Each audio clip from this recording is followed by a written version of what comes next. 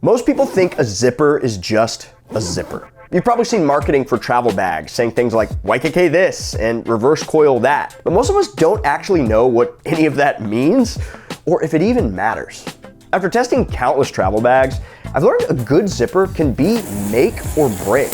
And so if you're spending serious money, it's one of those areas that you should absolutely not settle. So today I'm gonna quickly break this down and show you how to inspect and test for a quality zipper so you don't end up with a bag that you'll regret. Okay, so think about your bag and the components that go into a bag for a second. You've got things like the fabric, the straps, the buckles. A lot of the pieces on your bag never move. They're just material and it either holds up or it doesn't. But the zipper is different. It's one of the only moving parts on the whole bag. And you're gonna open and close this thing hundreds of times. You're gonna open it at security possibly, open it at the gate, open it at the hotel, right? And because this zipper is gonna be moving so much, it has to be made really well.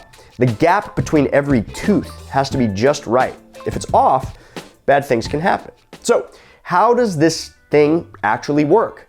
The slider is shaped like a little Y inside, and as you pull it, it tips each tooth to the perfect angle. That way the two sides lock together, one tooth at a time. A guy named Gideon Sundback came up with this back in 1913 and got the patent in 1917.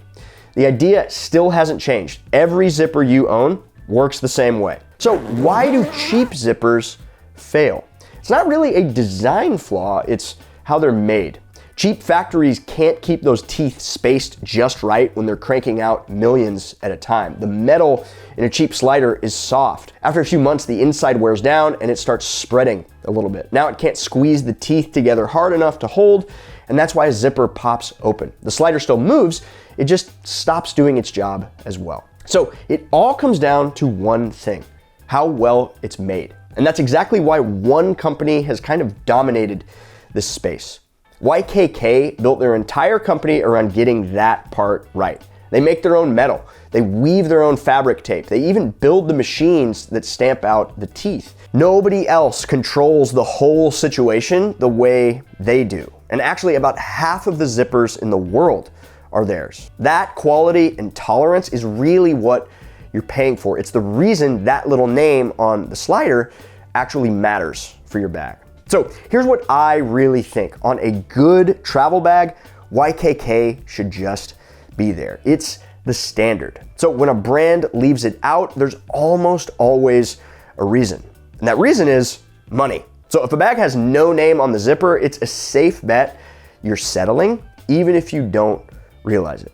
Now there's exceptions, of course. SBS is a solid mid-level option.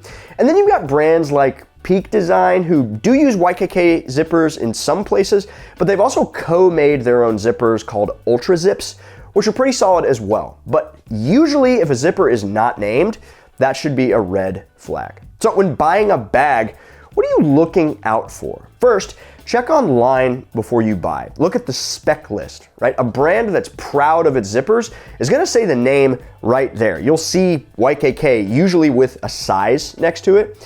And if a $200 bag just says durable zippers with no name, that's probably a red flag. If you're in person, just flip the slider over. You're looking for 3 letters, YKK. If it's blank, be careful. Now, couple other things you might want to look for aside from just who makes the zippers. There's also different types of zippers, even if they're YKK, for instance. A lot of different types, but some of the more common ones that you'll see in the bag space are coil zippers that are made of coiled nylon that's a bit more flexible and smooth, and molded zippers that have these big, thick teeth. What you're gonna see most commonly are coil zippers or reverse coil zippers, and that's essentially where the coil zipper is turned inside out, giving things a sleeker look on the outside and an extra element of water resistance, though it won't be waterproof.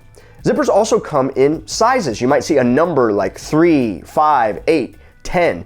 The bigger the number, the bigger the teeth. A 3 is fine for a little pocket, but on the main compartment where you cram everything in, you're gonna want something beefier like an 8. For instance, these compression cubes by Thule have 2 different zipper sizes, a smaller number 5 for the opening, but a thicker, beefier number 8 for the compression function. So now you're a real zipper connoisseur, and before you know it, you're gonna be looking at zippers on every product you buy. Funny enough, the first thing I checked when I pulled this Quince jacket out of the box was the zipper, and sure enough, YKK on a very affordable jacket, which is crazy because a lot of affordable travel gear is inexpensive by cutting corners. But Quince, the sponsor of today's video, keeps quality high and still saves you money by cutting out the middleman instead. Quince works directly with the factories, and then they nix the traditional wholesale retail markup, and then they pass the savings along to you. I'm a big fan of traveling with a packable puffer jacket, and this thing is great. Real 700 fill goose down, packs down into its own chest pocket, and it's only 80 bucks compared to the usual 200 you'd pay at retail for the same thing. Quince offers all kinds of great travel, household, and clothing essentials for the entire family. And I personally have been testing their travel pants and these leather sneakers as well, and the price-quality ratio is absurd. Best of all, Quince does 365-day free shipping and returns, so there's zero risk in trying them out. Check out Quince using the link below, and big thanks to Quince for sponsoring today's video. Okay, back to bags. To take out the guesswork, here are a few of our favorite bags at different prices where all the zippers are gonna be ones you're cool with.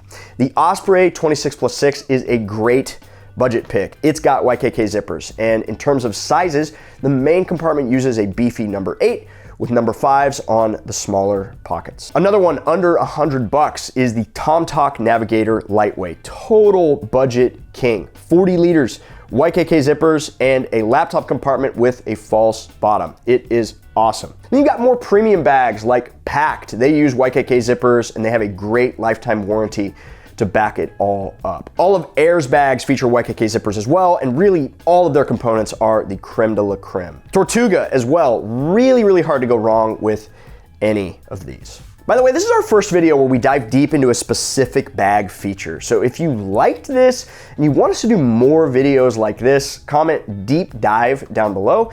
And let me know what you think we should talk about next. The travel industry is littered with words that not everyone truly knows what they mean, so I'd love to hear what you guys think. And if you're shopping for your next backpack and you want to know what we think is the absolute best, watch this video here where we pick one clear winner, zippers and all. Thanks so much for watching.